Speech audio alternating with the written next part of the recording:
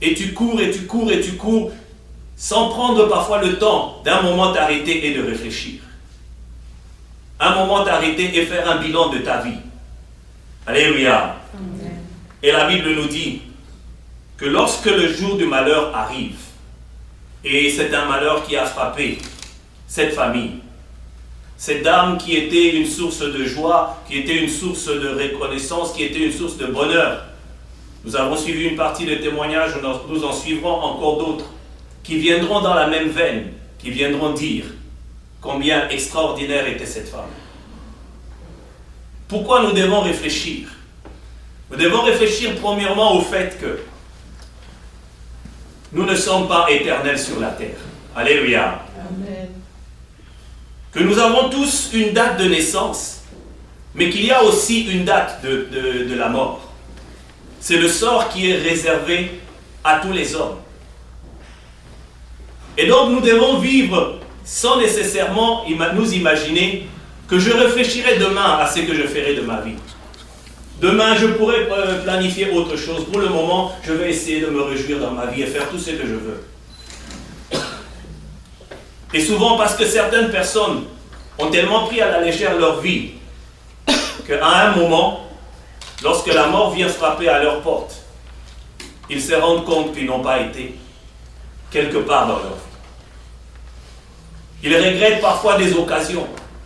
Combien de personnes ont regretté lamentablement vers la fin de leur vie en disant « j'aurais pu faire mieux, j'aurais pu être meilleur, j'aurais pu faire ceci, j'aurais pu faire cela ». Mais quand la mort frappe à votre porte, peu importe que vous soyez à une adresse connue ou inconnue, la mort sait exactement où vous êtes. C'est une date de péremption que chacun d'entre nous traîne. Nous nous réjouissons des jours de nos anniversaires. Nous nous souvenons qu'il y a 15 ans, il y a 20 ans, il y a 50 ans, je suis venu sur la terre. Mais chaque jour nous rapproche petit à petit vers la fin de notre temps sur la terre. Nous n'avons pas tous reçu la même durée. Certaines personnes vivent 15 ans, d'autres personnes vivent 102 ans. Vous et moi, nous ne savons pas exactement quand notre temps viendra, mais il viendra certainement. Alléluia. Et parce que notre temps viendra certainement, le deuxième point sur lequel nous devons réfléchir, nous devons comprendre que notre vie, ce que nous appelons notre vie, n'est pas notre propriété personnelle. Alléluia. C'est un don que Dieu nous a donné. Et nous n'en sommes que des gestionnaires.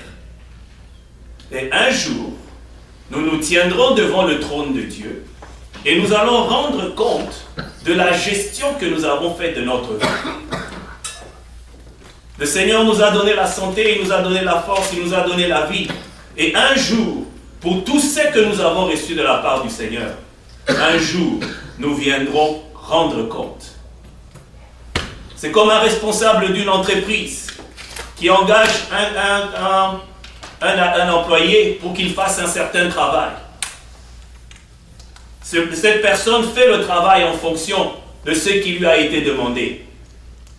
Et si jamais il n'a pas bien fait son travail, ce jour-là, il se tiendra devant le responsable de l'entreprise et devra rendre compte. S'il a détourné de l'argent, il devra payer le prix pour cela. S'il a été une personne qui était fiable dans sa gestion, on reconnaîtra sa valeur. Bien-aimés, la vie que vous avez, la vie que j'ai, n'est pas notre propriété. Il y a un propriétaire qui existe. Et ce propriétaire, un jour, nous amènera devant sa face et nous demandera de rendre compte de la manière dont nous avons vécu, de la manière dont nous avons géré tout ce que nous avons eu. Tu as eu une famille, tu rendras compte pour cela. Tu as eu des enfants alors que d'autres n'en ont pas eu, tu rendras compte pour cela. Tu as eu la possibilité d'étudier et d'acquérir de l'intelligence et de travailler. Comment as-tu vécu ta vie? Comment avons-nous vécu notre vie devant le trône de Dieu? Et donc il est important pour nous de nous arrêter à un moment, dans des moments semblables, et de nous souvenir que je ne suis pas le maître de ma vie. Nous avons beau dire, c'est ma vie, je vais faire ce que je veux. Si ce jour-là, le Seigneur décide que tu ne te réveilles pas, tu ne te réveilleras pas. Tous les millions que tu pourrais avoir ne vont rien changer. Parce qu'il y a quelqu'un un jour qui a établi ta durée de vie. Alléluia. Si jamais aujourd'hui notre tour venait, qu'est-ce que chacun de nous pourrait dire? Serions-nous dans la joie de venir devant le propriétaire de nos vies et de lui rendre compte de nos vies? Serons-nous fiers de ce qu'il présentera devant nous comme le résultat de son audit de notre vie? Alléluia. C'est dans des moments pareils où nous devons mettre un frein dans notre vie et examiner notre vie. Vous savez, bien aimé, quand un maçon est en train de construire un mur, chaque fois qu'il pose une brique, il prend un niveau qu'il pose sur la brique pour vérifier que si la brique a été posée correctement. Parce que si la brique n'a pas été posée correctement, la construction qu'il est en train de faire va un jour s'écrouler. Et quand ça va s'écrouler, ça sera ruine et désolation. Par contre, s'il a été un bon maçon, ce qu'il a construit restera. Alléluia. Notre maman a construit. Et malgré qu'elle ne soit plus parmi nous, nous continuons d'entendre ce qu'elle a fait. Ses œuvres parlent de ce qu'elle était. Et c'est une manière qui vient rendre hommage à la personne qu'elle était. C'est une manière qui vient attester que c'est une personne qui a laissé une empreinte dans la vie des gens. Une empreinte qui fait que ne plus la voir, ne plus lui parler, fait un déchirement dans les cœurs. Et bien aimé, le troisième point sur lequel nous devons réfléchir, c'est le fait que la Bible dit que ceux qui sont morts en Jésus-Christ dorment. Ce n'est pas comme si jamais c'est fini. On ne se reverra plus. Il n'y a plus rien à espérer. C'est foutu. Non. La Bible dit que ceux qui sont morts en Jésus-Christ attendent le réveil lorsque le Seigneur reviendra prendre son Église. La Bible dit que les morts en Christ ressusciteront premièrement. Et nous les vivants qui serons encore là, peut-être que nous serons, nous autres vivants, peut-être que nous aussi aurons connu la mort entre-temps. Mais ceux qui seront vivants seront aussi transformés et tous nous serons enlevés pour aller au ciel à la rencontre de notre Seigneur. Alléluia. Amen. Donc, Maman Benita, Maman Martina, gardez ceci à l'esprit. Maman dort. Elle se repose. Elle se repose en attendant que le Seigneur vienne la ramener vers elle. C'est un choix qu'elle a fait dans sa vie.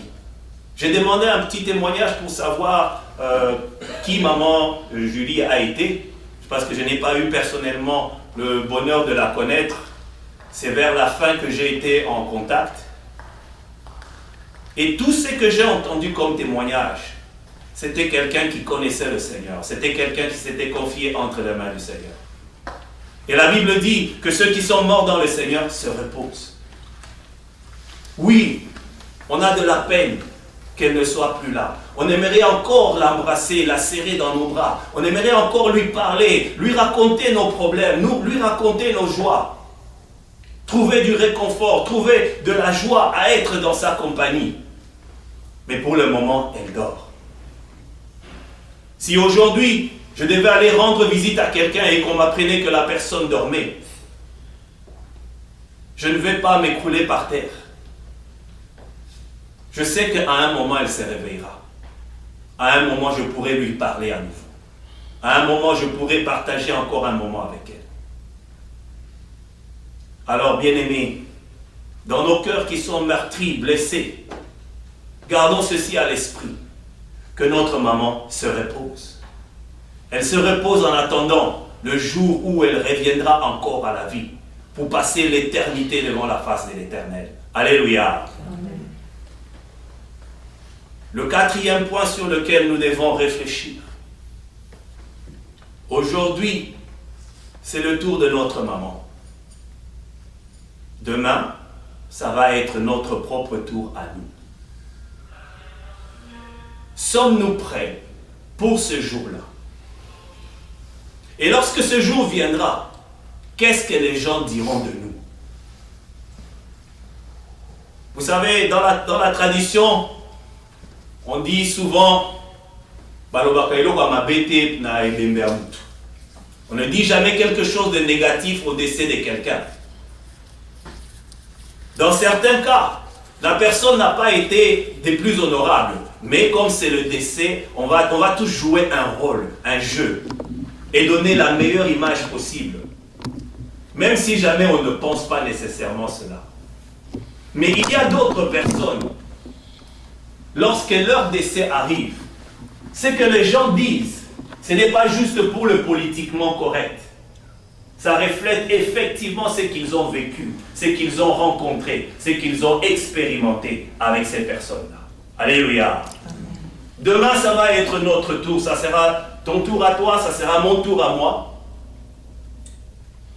Est-ce que le témoignage qu'on donnera de moi ou de vous sera un témoignage qui honorera Dieu? Ou bien les gens diront, ah, finalement il est parti. Depuis le temps qu'il nous rendait la vie difficile, maintenant il est parti, on peut maintenant souffler. Si c'est un tel témoignage que nous recevons, alors nous sommes vraiment à côté de la plaque.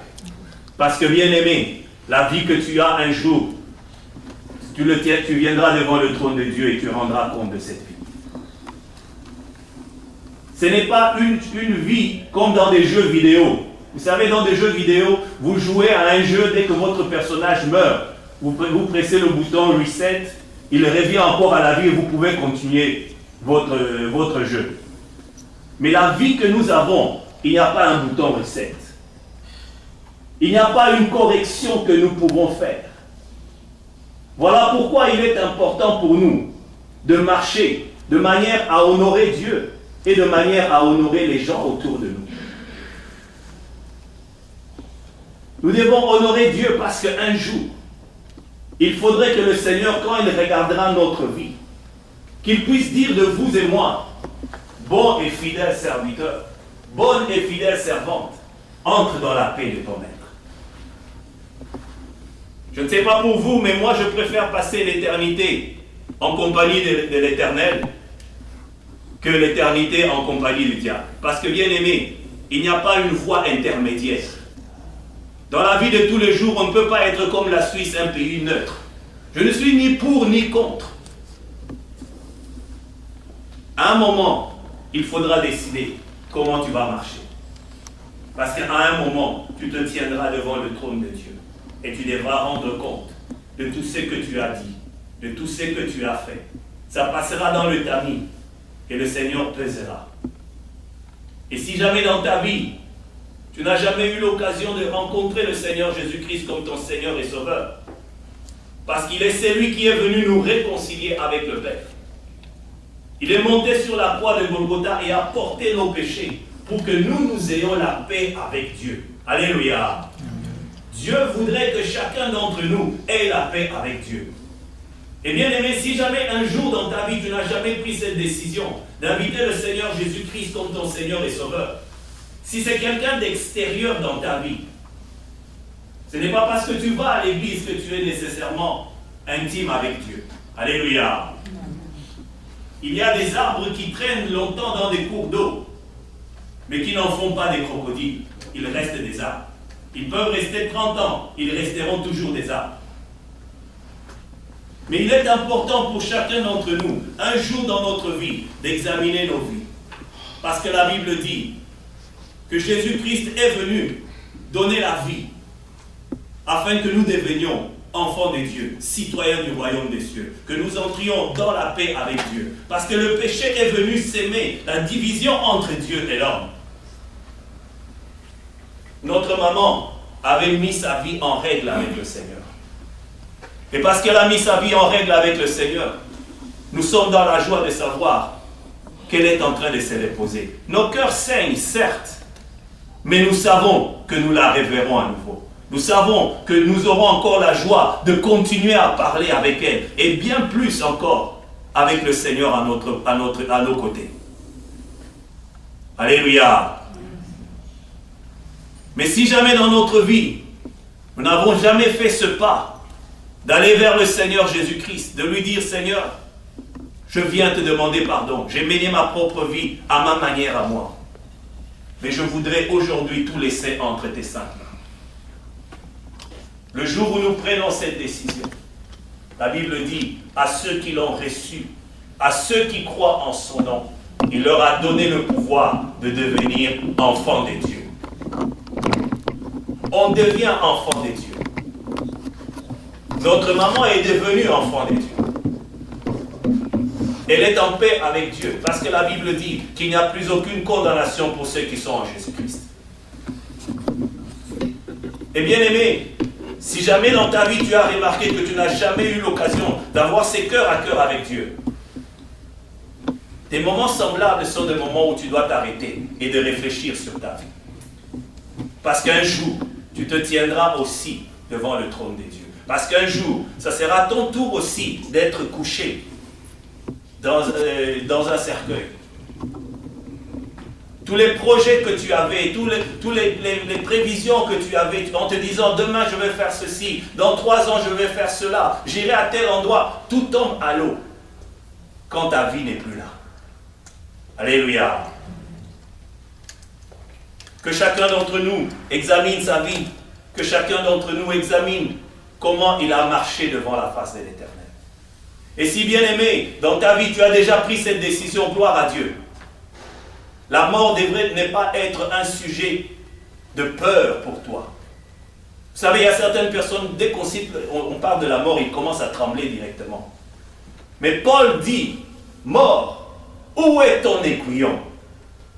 Parce que quand Christ vient, il donne la vie. Que même si jamais la chair meurt, notre âme reste éternellement devant la présence de l'Éternel.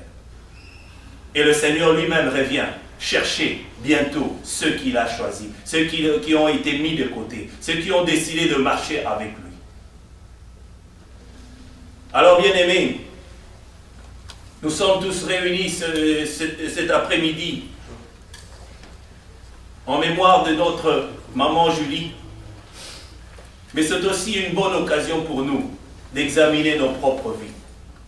Où en sommes-nous? Si aujourd'hui c'était notre tour à nous, si c'était nous qui étions là, avons-nous été prêts à rencontrer le Seigneur? Parce que la Bible, la parole de Dieu dit, prépare-toi à la rencontre de ton Dieu. Et si tu n'es pas prêt, c'est maintenant le meilleur moment de t'apprêter. Parce que demain ne t'appartient pas. Ne te dis pas, je ferai ça demain. On verra ça plus tard. Demain n'est pas ta propriété. Ce que demain va enfanter, tu ne le sais pas. Ce qui va arriver dans 5-10 minutes, vous et moi ne savons absolument pas. Voilà pourquoi la Bible dit, si vous entendez sa voix aujourd'hui, n'endurcissez pas votre cœur.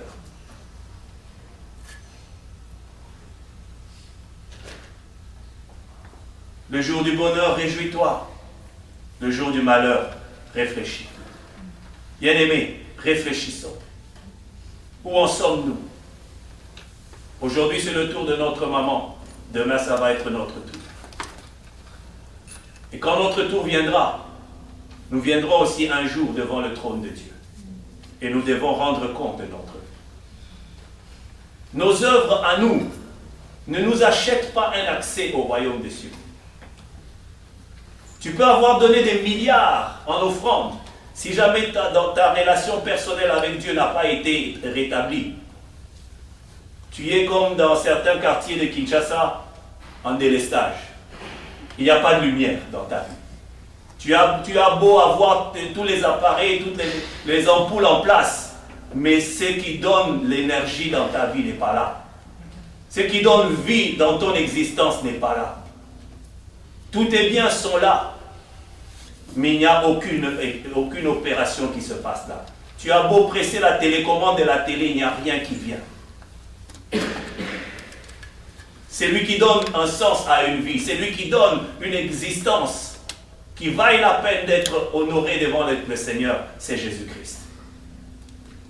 Alors, bien-aimés, en ce temps où nous sommes en train de réfléchir à ce qui arrive à notre maman, réfléchissons à notre vie aussi. Et bien-aimés, sachons que notre maman, c'est vrai que ça fait de la peine de ne pas la voir. Ça fait de la peine de la voir couchée là. Beaucoup de personnes qui rendent témoignage ne l'ont jamais vue dans cette position-là. On l'a toujours vue debout, assise, en train de danser, en train de chanter, en train d'exhorter, en train de gronder les enfants quand ils faisaient des bêtises. Jamais dans cette position. Mais maman se repose. Maman se repose en attendant le retour de Jésus-Christ. Maman se repose en attendant que la trompette sonne et que le mort en Jésus-Christ ressuscite. Es-tu en Jésus-Christ? Bien-aimé, si jamais tu remarques dans ta vie que tu n'as jamais pris ce temps de consacrer ta vie à Christ, d'abandonner ta vie à Christ, il n'est pas trop tard. C'est maintenant qu'il faut le faire. Voilà pourquoi, bien-aimé, j'aimerais que nous puissions baisser nos têtes pendant un moment. Et si jamais dans ta vie tu n'as jamais pris cette décision, je t'inviterai à répéter. Tu peux répéter à haute voix ou bien tu peux répéter dans ton cœur si jamais cela te gêne. Mais fais-le s'il te plaît. Sois réconcilié avec l'Éternel. Sois réconcilié avec Dieu. Jésus dit, je suis le chemin, la vérité et la vie. Il ne dit pas, je suis un chemin. Il dit, je suis le chemin. Quiconque veut aller au Père doit passer par lui. Voilà pourquoi, bien-aimé, si jamais tu n'as pas encore invité Jésus-Christ dans ta vie comme ton Seigneur et ton Sauveur, je t'invite à suivre cette prière que je vais formuler maintenant. Répète-la dans ton cœur, mais sois sincère devant l'Éternel. Dis-lui simplement, Seigneur Jésus, j'ai péché contre toi. J'ai mené ma vie à mon rythme. Mais maintenant, je viens auprès de toi. Je viens te demander pardon pour mes péchés. Je viens te demander de me laver de mes souillures. Je viens te demander de me réconcilier avec Dieu. Entre dans ma vie et sois le Seigneur et Sauveur de ma vie. Que ta paix et ta joie entrent dans ma vie. Et Seigneur, que ma marche soit avec toi. Pour que toute la gloire te revienne. Et je sais que le jour où je me tiendrai devant ta face, je ne serai pas dans la confusion. Je ne serai pas dans la peur. Mais je serai dans la joie. Parce que tu m'accueilleras en disant de moi, bon et fidèle serviteur, bonne et fidèle servante, entre dans la paix de ton Maître. Que la gloire te revienne, dans le nom de Jésus-Christ. Nous disons tous Amen. Amen.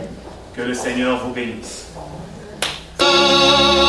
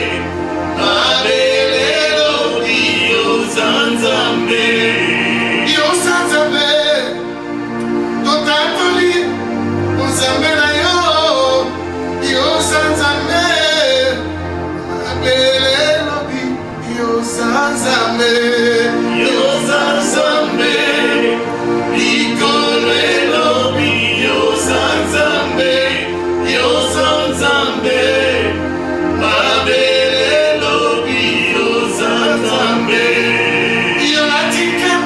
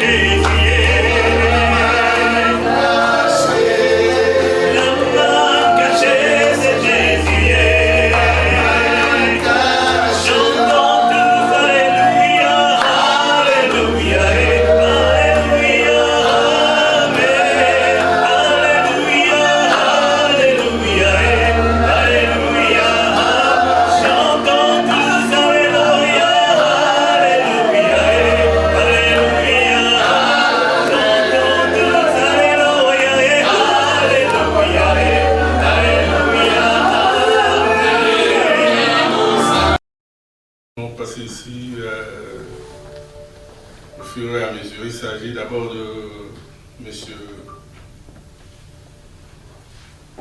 André Ntela, qui est le beau-frère de la défunte. Il va nous lire la biographie de la défunte, suivie de Benita, qui est la fille de la défunte. Et ensuite viendra le témoignage de Madame Lydie, Madame Cathy Conso, parce que la vidéo de Lydie et Papy, on l'a déjà visionné. Donc il y a André, il y a Benita et il y a Cathy Conso. André.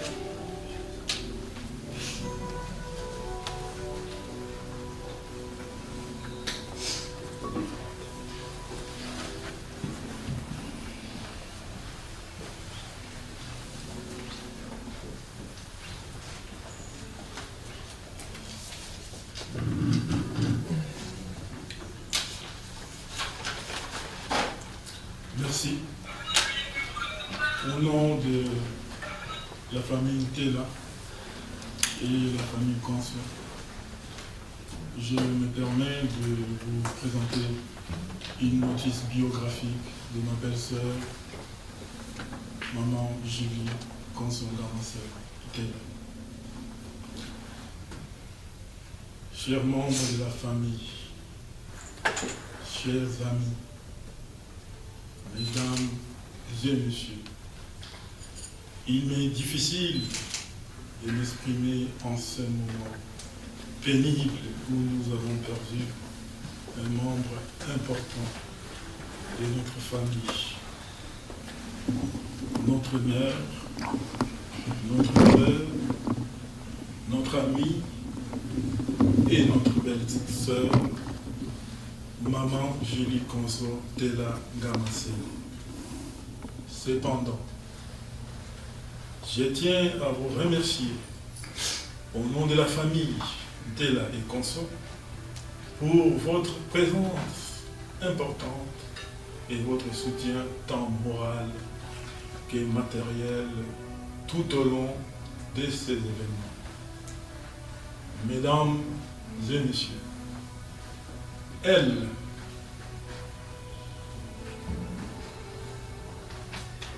Madame Julie Conso Ntela, est née le 1er mars 1963 dans la ville de Baningville, actuellement Bandundu, dans l'ancienne province de Bandundu, en République démocratique du Congo. Elle est originaire de la tribu Boma, qu'on appelle les Baboma, tribu ici de la même province. Elle était une fervente chrétienne, une femme dynamique et souriante, très ouverte, amusante et accueillante, très attentive et se souciant des problèmes des autres.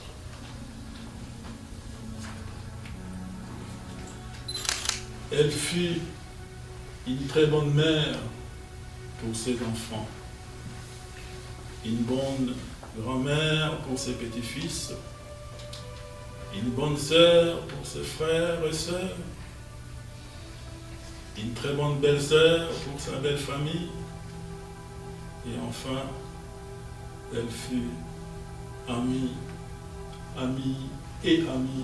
de tout le monde.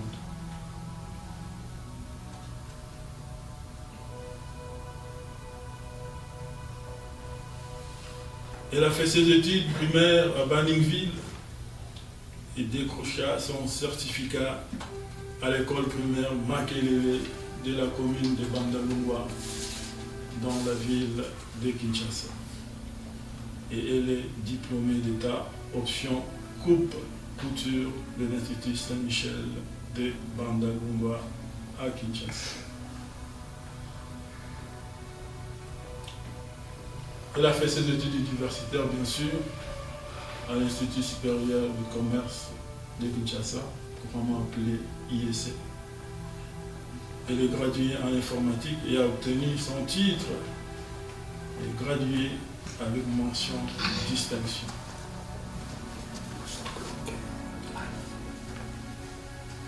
Elle est modéliste et promotrice d'un atelier de couture. C'est à l'âge de 22 ans, exactement le 29 novembre 1985 à Kinshasa, qu'elle s'est mariée. Dieu a permis qu'elle puisse se marier avec M. Théophile Tela Ngumba Tayeye au centre féminin Maman Mobutu à Limité à Kinshasa. Elle laisse sur cette terre de vivants 4 enfants, dont 2 filles et 2 garçons, et 2 petits-fils.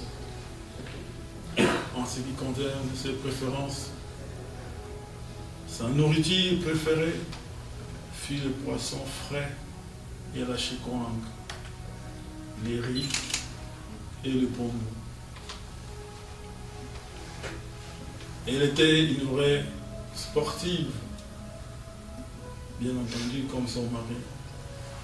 Et son sport préféré était le football, comme son mari.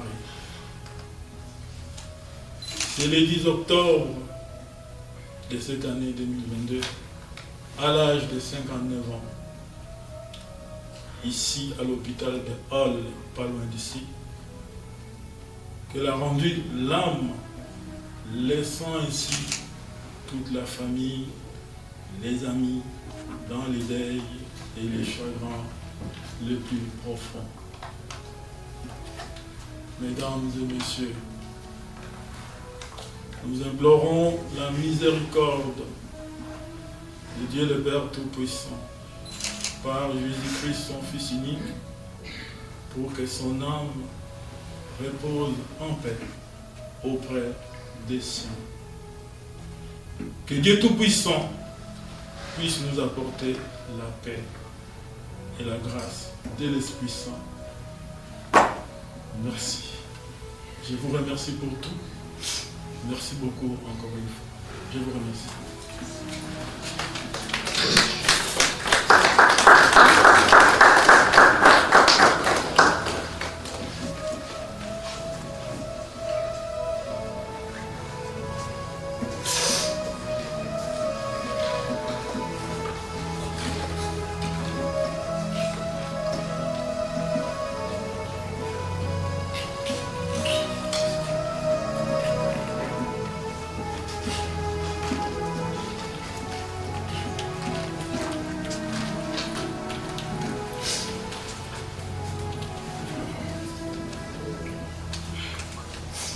Chers frères et sœurs, chers parents et chers amis, bonsoir.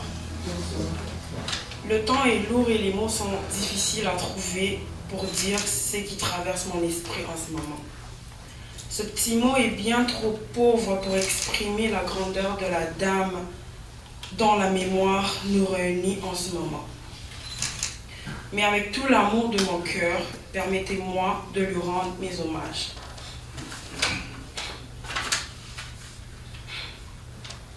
À toi, maman Julie, notre très chère, tendre et douce maman. Je cherche encore les mots pour exprimer le grand vide que je vis depuis ton départ. L'inacceptable est arrivé et nous devons tous composer avec chacun à notre façon. Tu nous manques tellement, maman. Une maman douce, patiente, aimante. Maman Julie, tes grandes multiples qualités ont marqué nos vies. De toi, nous gardons à tout jamais l'image d'une femme généreuse, sociable, serviable, souriante, que tu as été, que tu es, que tu restes à jamais dans nos cœurs. Une maman si joyeuse, maman Julie, tu as su répandre et contaminer la joie autour de toi. Tout le monde se souviendra de tes petits tours comiques, de ton humour, de tes blagues pour amuser ton entourage. Avec toi et à tes côtés, le fou rire était toujours au rendez-vous. une maman courageuse. Maman Julie, tu as su tout au long de ta vie, plus encore, lors de notre petite enfance, garder ton sang-froid pour soulager nos petits bobos et passer des nuits blanches à prendre soin de nous lorsque nous étions malades ou simplement lorsque nous n'étions pas en grande forme.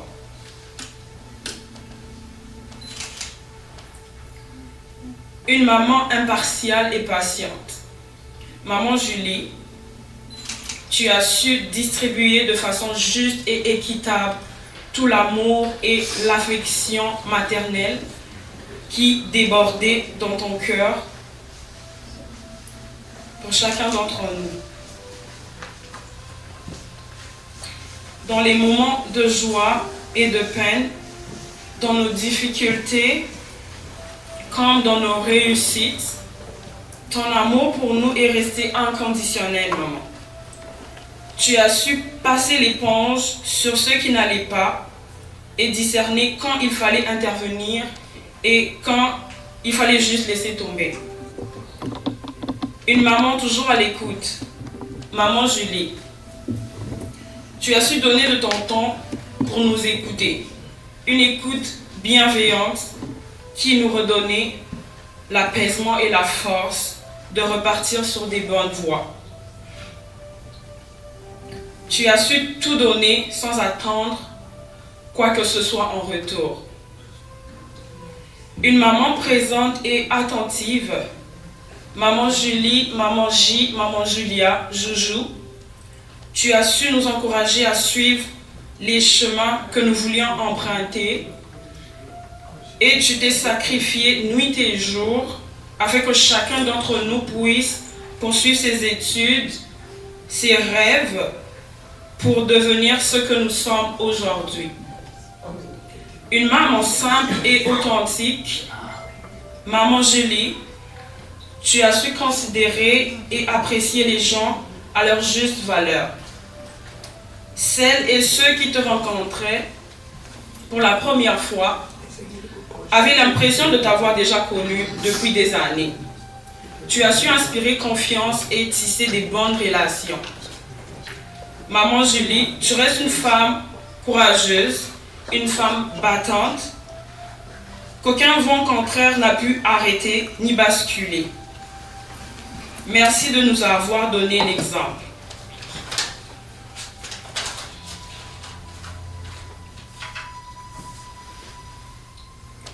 Merci maman de nous avoir donné la vie et merci la vie de nous avoir permis de t'avoir auprès de nous pendant toutes ces années.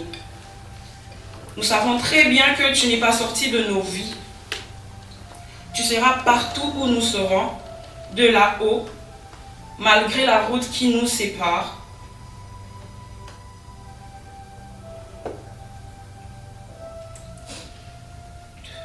Tu seras toujours notre rayon de soleil, notre guide, notre mère, notre maman. Les liens que tu as su tisser entre tous les membres de la famille nous aideront à regarder vers l'avenir. Le vide que tu laisses dans nos vies est immense et douloureux. Mais notre seule consolation est que tu es maintenant bien et en paix. Te voir là-haut apaise notre peine. Nous espérons que de là-haut, tu peux contempler tout ce beau monde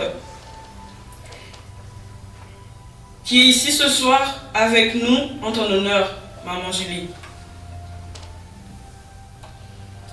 À vous tous ici présents et particulièrement vous qui êtes venus de loin pour nous réconforter dans ce moment douloureux et dire au revoir à notre maman, nous disons merci.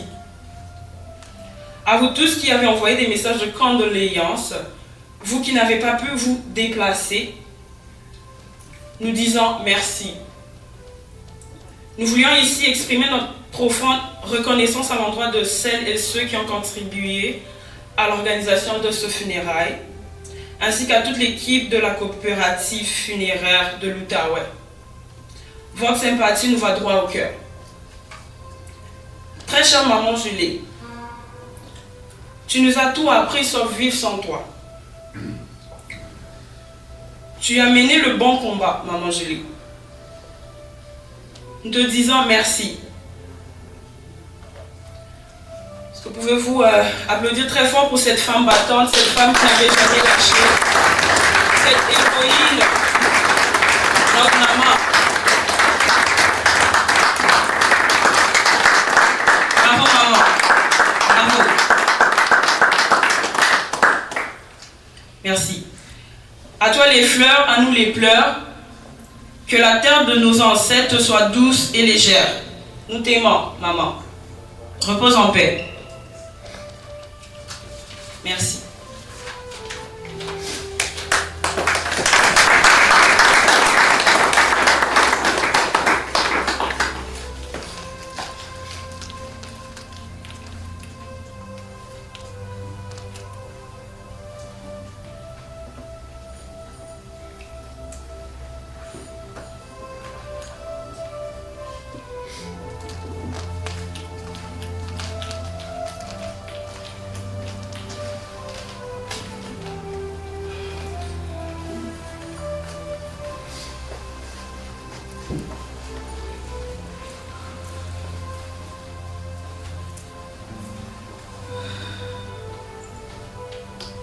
Bonsoir à tous.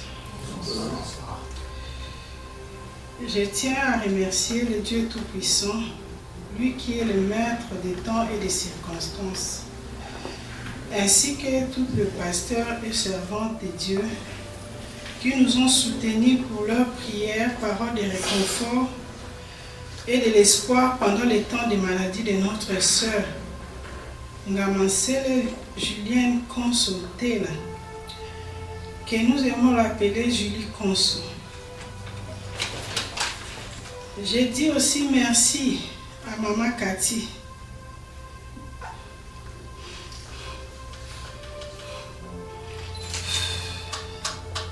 Et sa famille. D'avoir été toujours là à côté de ma soeur. Et mes nièces. Benita.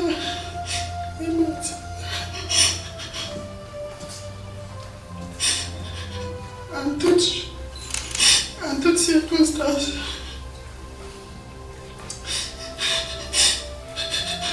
Pour les enfants et à Théo, l'époux légitime de ma soeur, je sais combien la disparition de votre mère et épouse Julia vous a atteint. Je suis certain que ma soeur a emporté avec elle tous vos efforts, sacrifices, ainsi l'amour que vous l'aviez donné. Si c'était pour l'argent et la prière, ma soeur n'allait pas mourir. Nous partageons vos immenses chagrins et nous sommes de cœur avec vous. Que Dieu seul console. Que Dieu seul nous donne la force. Lui qui est le consolateur des cœurs brisés. Et à Julie, je sais que tu ne peux plus m'entendre. Je tiens à témoigner ton sourire et ton amour envers nous, tes soeurs et frères. Aussi à tes neveux et nièces. Tu n'es resté pas en silence sans connaître de nos nouvelles. Par tes appels et vidéos. Ce que je retiens ce que je retiens de toi. Tu me disais bien tout le monde. De bien garder mes enfants et mon mariage. La dernière fois, quand j'étais venue te rendre visite à l'hôpital, je t'avais dit que je reviendrai te voir à la maison, car tu te sentiras mieux. Et le Seigneur a permis que ça soit ici. J'ai béni son Saint-Nom. Quelle que soit la circonstance de ta mort, je crois que c'est la volonté divine. Tu resteras à jamais dans nos cœurs, Julie. Rest in peace, sister. We still love you. Thank you.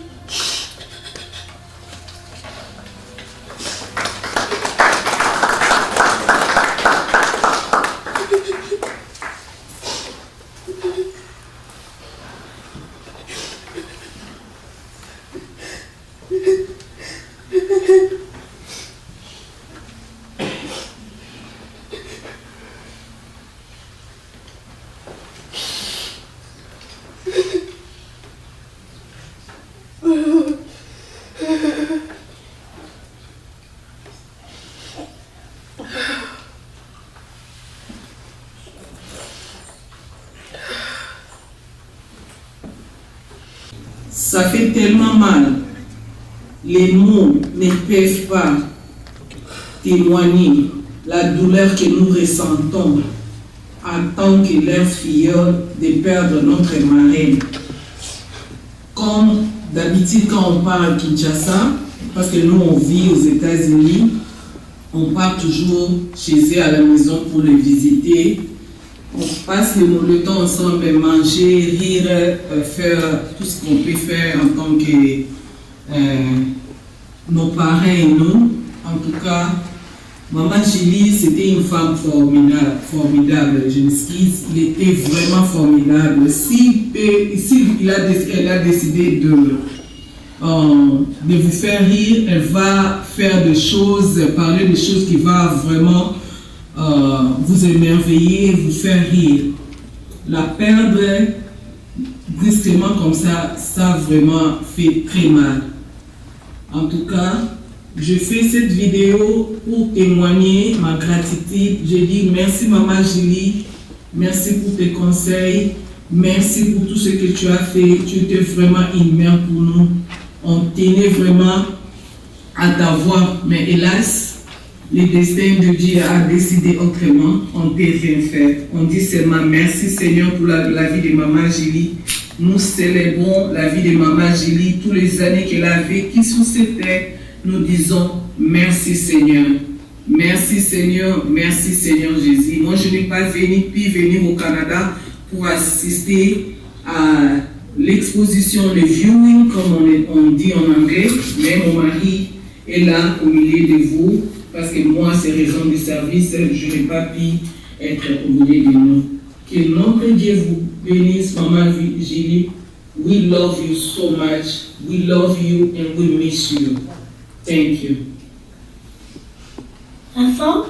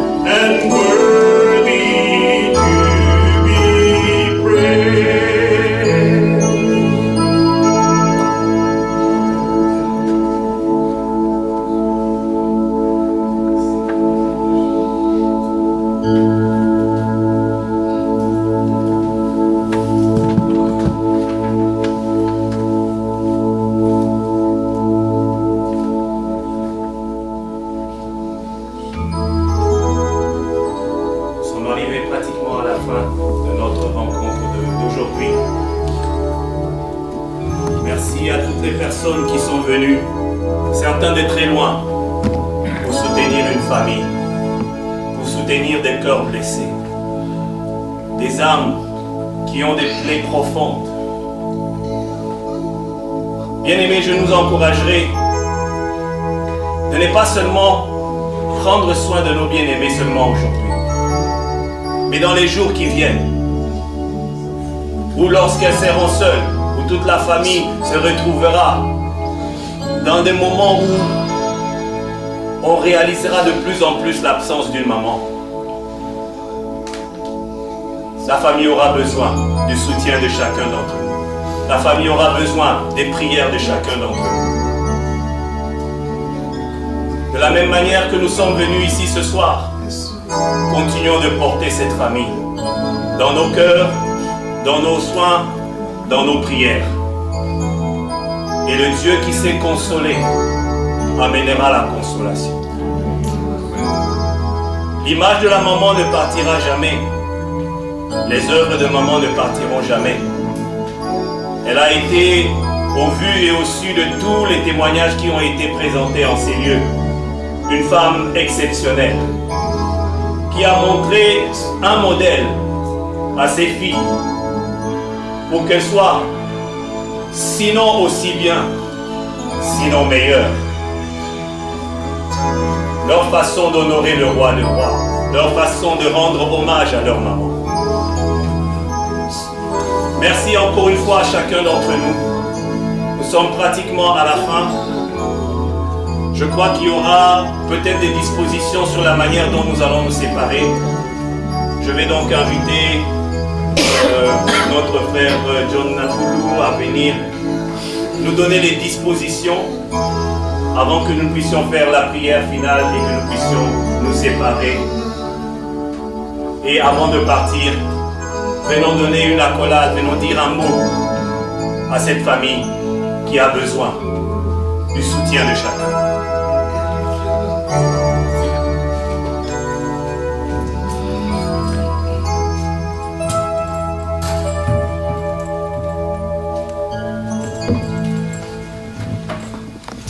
Voilà, nous sommes arrivés à la fin de ce recueillement. Il est pratiquement 21h moins le quart. Maintenant, il est le temps de nous quitter. Mais sauf que la famille restreinte doit rester ici pour dire un dernier adieu à la défunte. Mais pour ceux qui n'ont pas encore eu l'occasion de venir se recueillir ici, peuvent le faire maintenant, parce que dans 5 minutes, tout le monde doit être dehors et c'est la famille restreinte qui va rester ici pour l'occasion.